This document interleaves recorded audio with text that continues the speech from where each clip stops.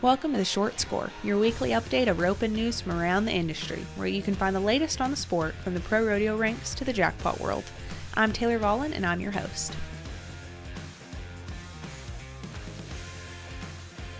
Hey everyone, welcome back to The Short Score. It's your host, Taylor Vollen.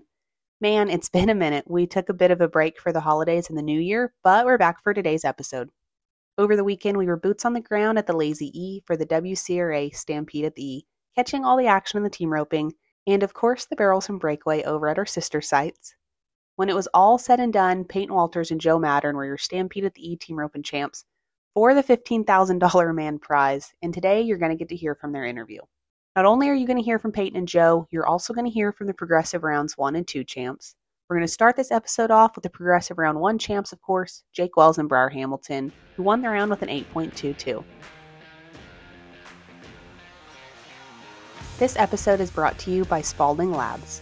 Too many flies last year? Fly Predators can fix that.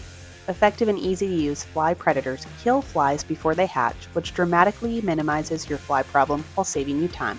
Don't struggle with flies another season. Learn more about Fly Predators and other Spalding Labs fly control solutions at spalding-labs.com. So walk me through the run from both your perspectives. Well, didn't really know what we had. I told him it was either probably going to be really good or run, and he run really hard, and we just knew we had to go catch. That's what I tried to do. Your side? Yeah, when we ran him off, he ran him off down there, and I just thought, don't do anything stupid, just get him caught, and maybe we'll draw better tomorrow and have a chance to make it back. Just got lucky and won the round. What was going through y'all's heads watching that happen? 8-2's not supposed to win anything right there. Didn't really expect to, but one by one, they failed. Yeah, I just thought that, we don't have to do anything crazy tomorrow night, and just watch some more, and I thought, no way, and then I thought Casey got us right there at the end, but it worked, I guess. Do you feel like it was just a strong pin of steers, or people were missing the barrier, or what? And there was some of them that tried, and there was a couple of them that was a little less, I felt like, but like I said, nobody knew them, and the barrier was same as yesterday. It's a tricky start. It's depending on what you got. How does it feel to, first night? I think it's a breath of fresh air, I'm sure. First night, be locked in. Actually, I forgot about it a while ago. I said, we go Saturday. He said, yeah, we won the round. I was just trying to stay on the average, 8-2. Didn't really expect to win the round. Tell me about the horses you guys were riding. I'm riding, he'll be 6 this year, Gildan. I've had him since he was 3, and just kind of cracked him out this summer, and he's been really good. I'm riding a 19-year-old I actually bought from him, and he's been very good to me. I hate to say it, but he took his part in training him, so it's part of why I'm here. Names? Slinky's mine. Hooligan. So tell me about the partnership here. Lifelong friends, been friends forever, and then we decided to rope 1 year, and we went from here, and here we are. You guys nominate quite a bit. I nominated a bunch to get into Rodeo Carolina, and then I nominated Rodeo Carolina, and we had good luck over there, and that's all I had to nominate to get here. What do you guys like about the W Series? Very professional run event, and it's a big deal. Always rope good stuff, and pays good money. Just feels like anybody's got a chance to come out here and win a lot of money. That's the general consensus, I think, is people like. People like us can come out here and catch. People roping for the working man. Yeah, working man roping. What's your game plan for Saturday? Just try to win, I guess. See what, maybe we'll do pretty good in the average and get to be towards the end there. Yeah. Know what we got to do. I would definitely like to be faster than 8-2 Saturday. Were you guys seeded in, or did you have to go through the qualifying rounds? Qualifying rounds. So, I mean, it's been dogfight. 12 hours from home, and we had to come out here for the IRA finals. He was in, I wasn't, and I had to nominate right there at the last pretty bit. I barely squeaked in, and it was just a big chance to come out here and try to make it to the 8th round. So it is a breath of fresh air to be on the road Saturday. Yeah, I got a leg yesterday on the second one, and really we were only here on technicality. that we got back because Really? we were 6th in the average, and the two teams ahead of us won the first round and one won the second round, so they rolled back to us. Wow, yeah. Meant to be? So far we've had good luck. Yeah. Trying to keep the luck going. Yeah. You guys said IFR next, right? Kind of nice to, will it be anything like this, the cattle start? I think we're going to sort through them, or somebody said there'll be some of the same ones. So Oh, okay. It'll probably be pretty similar. Kind of nice to get in here, get ready for it, kind of? Yeah, just get a few runs in here before next week. It's been good. Next, you're going to hear from Heath King and Stephen Britnell. They were 5.79 to win the second round. Well, walk me through your run tonight. Hey, blessed to have the cow that we had. Cows, and they're pretty strong, and we had a pretty good cow, and very blessed to have him. And he done a phenomenal job scoring right there and setting him up to allow me to be able to heal the steer. He done an outstanding job there, as he's done all year long. Right. You guys kind of had to bounce back after last night. How did you guys keep a clear mind, positive? He hadn't been riding that horse very much. We kind of let him have a couple months off, and that horse is a phenomenal animal, and he kind of got a little sore on us there kind of toward the end of the summer, so we had some veterinary work done on him and kind of let him have some time off, and hadn't really done a whole lot with him, and we kind of felt like we took the same start as we do every time we run a steer, and just last night was a little bit too close, and when they made the call that they was going to have instant replay, you got to pull a flag and whatnot. We kind of feel like a goober doing that by now, but when I look at the jumbotron, it looked like the horse kind of got it with his nose on jumbotron, and so I was like, hey, get the flag, and of course instant replay and other videos, we do feel like a goober doing that, but then again I look back at it and I thought, maybe that was a good thing, because if anybody actually got to see it on TV or maybe whatever, they do realize that, hey, there is a chance for us to have an instant replay, and that's one of the things that needs to be going on in pro rodeo nowadays. And my hat's off to the WCRA. One of the most, by far, one of the best events I've probably ever been to in my life. For what they try to do for the cowboys, cowgirls, and the layout and the announcers and what they bring to the arena floor, it is 100% obsolete in rodeo. Right. Now, you guys are getting ready for the IFR, correct? Yes, ma'am. Is it kind of nice to get some runs under your belt in here? Yes, ma'am. For sure. It's been kind of, weather's been real nasty back home, so don't do nothing but rain. Obviously, we feel like we live in the rainforest back in. It's not a deal where we can actually go somewhere this time of year and get to run some steers. So when we get to actually come here to this event right here and being able to have our name called with these kind of guys and this caliber of cowboys is absolutely a blessing. Tell me a little bit about the horse you rode tonight. Oh, I don't know if you got enough time for that. What? That's been a blessing in my life. I bought him 4 years ago as a 2-year-old. He's 6 years old this year, and I had one smart little lean highbrow cat smart little inbred horse there in my barn, and he was so easy to start and so to get along with, and really loved that bloodline, loved that cross. And I had been looking for 4 or 5 years, and all of a sudden found him on Facebook one day, and they was kind of brushing him off, and they was blowing the leaf blower around this little guy, and he was, at that time, I think he was 18, 19 months old. He's just standing there tied to a wall, and he wasn't moving, and they wanted $5,000 for him, and I was like, well, I can't do that. Mm-hmm.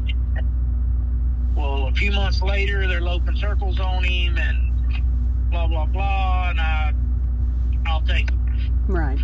And he's been the easiest little horse I've ever owned in my lifetime to be around. He loves people. He loves kids. He loves any kind of attention that you can give him. Mm-hmm. Never put up anything. Maybe, if anything, manhole cover. Mm-hmm.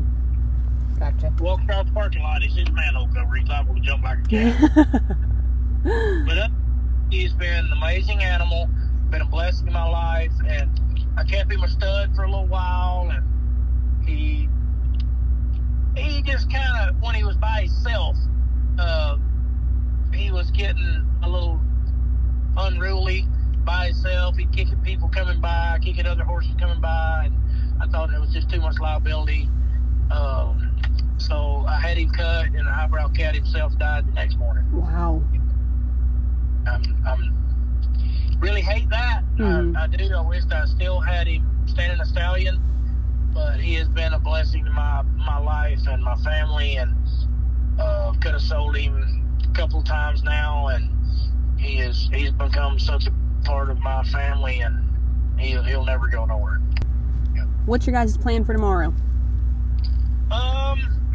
We're just gonna take steer by steer, and maybe the good Lord will give us a good draw like here tonight, and just try to go do what He's blessed us to do, and if we prevail and let, I guess you say, let the chips fall where they fall. Mm-hmm. Well, tell me a little bit about that partnership then. Well, I'm glad that we're friends, because we wouldn't be able to handle it if we weren't. Uh-huh. I'll say that. He picks on me all the time. We rodeoed with another guy this summer, and they scared me around every corner. And every time I turn around, it's always something they're complaining about me feeding my horse too much, or the list goes on and on. But it is a very good partnership and friendship, and I'm very blessed to have him through it all, for sure. Right. Tell me a little bit about, last night didn't go as planned. Kind of tell me what you did differently tonight, what you saw different. Just kind of walk me through it. Yeah, last night, we didn't know the steers, I guess, really, so I was a little too much on the barrier last night. Tonight, before we rode in, even Book, he looked over at me across the chute, and, he said, we just got to go catch one, and we'll make it back to tomorrow. So I just kind of wanted to see the start for sure today, and, just run up there and catch him. And Book finished really well for us, and it was a lot better tonight than last night, I'll say the least. Right. Are you excited for tomorrow? What's the game plan? Yeah, I'm very excited for that. We'll be able to, hopefully, I think we'll go last, so kind of know what we got to do and where we're at, and I'm very excited for it. My horse feels really good, and my partner's feeling great, so we'll just see what happens. Tell me about that horse. His name is Jake. He is a 16-year-old. He's just kind of grayed, or he is grayed, but I got it from a friend of mine from Arizona, and he has been a true blessing to me. I know that. I ain't never rode one that was as good as him, and he pretty much all but puts the rope on the horns for you. So, he's been a true blessing to me, and I can't say enough good things about him. He's kind of weird whenever you go to saddle him up, but other than that, he's good in the run, so can't ask for more. Right. What is it you guys like about these WCRAs? I really like it because it gives us a chance to, come over here and see where we're at with everything. But also, if you make it through to Sunday, you have a chance to have some really good money, and you don't have to just go and, wear your rig out to try and go and win this money. Mm-hmm. You can nominate things that you're already going to as far as rodeos at home or jackpots. And I just think it's a really good deal for, kind of guys like us that are just kind of IPRA rodeoing or things like that, to something else to go to. And lastly, the overall champs, Peyton Walters and Joe Mattern. They won the entire rodeo with 5.52. Walk me through the run from both your perspectives. I knew we had the steer that I've been wanting all week. Been seeing him back there. Last night Ryan Hutton took him. He stepped left right over there, right where I want to be. I knew if I could just turn him back, the WCRA King right here, it wasn't no trouble for him. What was your plan? Same deal. I was so excited we had that steer, and I knew if we just did our job, we were going to stand a good chance of getting some good money on that steer, and it worked out in our favor. How does it feel to get the win? I think it's kind of an obvious question, but kind of tell me what you're feeling. Honestly, it feels great. Like I said, you show up here with this guy, it's expected almost. He does it here every time. How are you feeling? I'm feeling really excited. I needed a good win, and it's just awesome. WCRA does a great job of putting these events on. Being the first of the year, it feels good. Yeah. First weekend of the year, it feels great. I haven't got to rope very much. I got married New Year's Eve. So the first year I got to run was right here with Joe. You really are starting the new year off just right. Yeah, I'm kind of in the same boat. We've been roping around the house a little bit, but not really entering, and it's a good way to start the year off. How do you guys know each other? Tell me about the partnership. We've roped together on and off, known each other most of our lives. I'd say we've been buddies and stayed not just in the arena. We're good friends outside the arena and talk to each other. And like I said, I wanted to jump on this and have him here first off. How long have you, I know you've been nominating for quite a while. I mean, like you said, you're the WCRA King pretty much. But kind of tell me how you guys got started in the WCRA and why you liked it so much. So when it first started, I was roping with Garrett and Ozzy, and we were talking about, man, that'd be a good deal. We'd go to Chicago to run a steer for that much money the other day. And we ended up nominating a few rodeos that next week and did good, and kind of kept the ball rolling. I haven't really nominated a whole lot. I try to nominate these and go from there. What about you? I'd only ever been to one before. I went to maybe one of the first or second ones in Corpus, and honestly, I feel like they're a great deal. I think the thing where people mess up on the most is just forgetting to nominate. Yeah. Tori Murdoch does a great job of sending the text out before every big event, and I think as long as she just keeps doing that, more people will be able to do it. I think people just go to the roping and forget to nominate, and then afterwards they're, oh dang, I should have done that. Is it quite the accomplishment to you to kind of be known as such an accomplished guy here? Yes, ma'am. It means a little bit to me for sure. Yeah. What does the rest of the year look like now with this under your belt? I really am not planning on rodeoing too much. Yeah. Just back home, roping around the house, and just kind of sticking to the cattle and doing that deal. Yes, ma'am. It will be at Corpus, and anytime they have one of these, but other than that, you probably won't see me very much. That was going to be my next question. You kind of can't not nominate now that you guys have one of the, Yeah.